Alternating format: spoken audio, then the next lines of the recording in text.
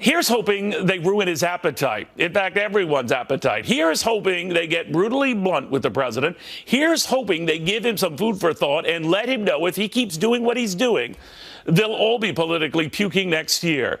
He'll get angry. Some of them will get angry, probably furious, maybe start tweeting about the first one who dares question his wisdom.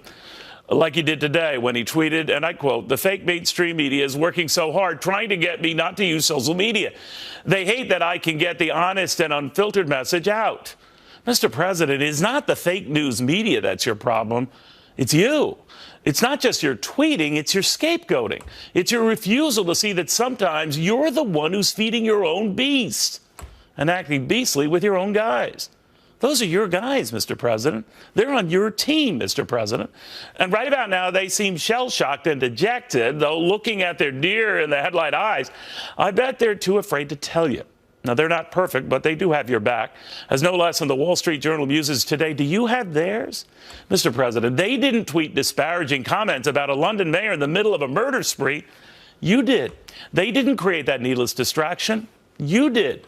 They didn't get you off your very valid and very promising agenda. You did.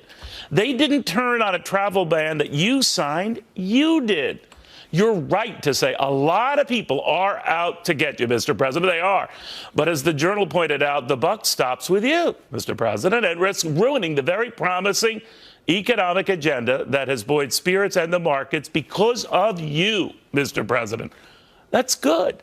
Look at these critiques you're now hearing from usually friendly and supportive allies as sort of like an intervention. Because firing off these angry misses and tweets risks your political destruction. Quoting the Journal, if this pattern continues, Mr. Trump may find himself running an administration with no one but his family and the Breitbart staff. People of talent and integrity won't work for a boss who undermines them in public without thinking about the consequences. Consequences for them and you, Mr. President. And the Journal and those guys, they like you. They like your agenda. I find it ironic that on this, the 73rd anniversary of D-Day, some of your most ardent backers are desperately girding for another battle, not for Normandy, for normalcy, for sticking to an agenda that matters and not silly distractions that do not. That is what your most ardent supporters are pushing for you to keep pushing. They want you signing legislation, not settling endless scores. They're not saying never let him see you tweet. They are saying never let him see you sweat.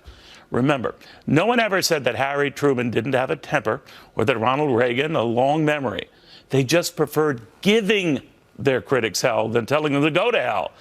Now, just because your own critics never thought that you'd make it to the White House does not mean you shouldn't listen to those who want you to thrive and succeed in the White House. They're not the problem, Mr. President. Like I said, these days, you are. Good night.